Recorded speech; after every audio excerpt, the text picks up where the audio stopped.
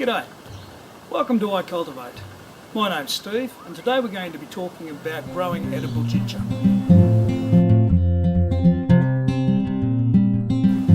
This is some of the ginger that we just harvested from this year's crop. What we're going to do with this now is we're going to remove some eyes, some growing eyes from these ginger, and they'll become our rootstock for next year's crop.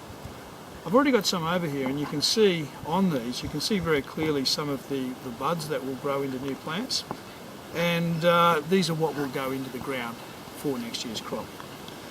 What I'm going to do with these is we'll put some aside for our current use, and the rest of them what we will do is we will freeze for our future use this year. This is my ginger bed. It's been revitalised with some compost and been let lie for a little while.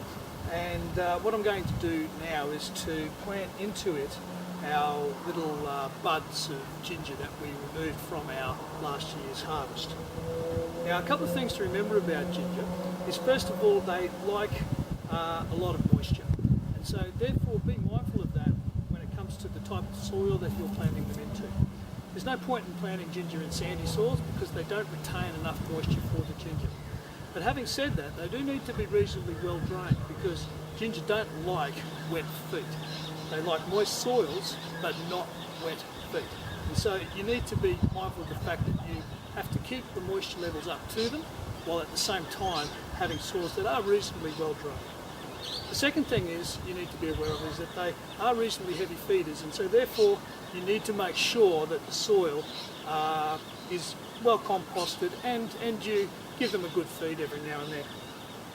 And lastly, when we plant these buds, we're going to make sure that the buds are facing up towards the surface.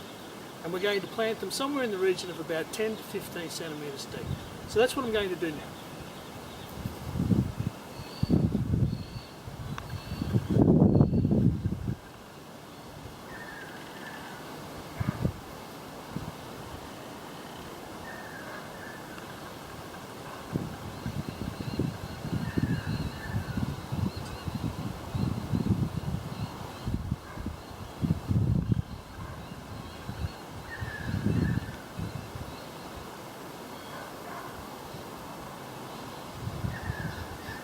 And of course, once you've done that, you cover them up.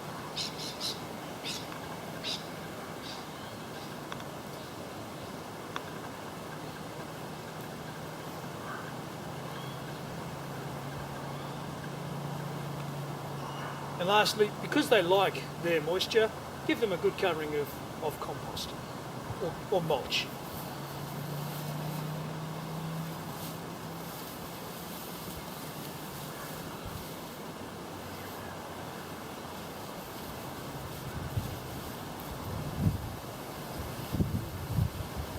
Okay, the last thing that I will do here is I'll make sure that I give them a good water in and ensure that the water is kept up to them over this period of time. So thank you for watching. I hope you got something out of this. Please feel free to leave any comments that you can. That might help us in the production of future videos. So thanks very much.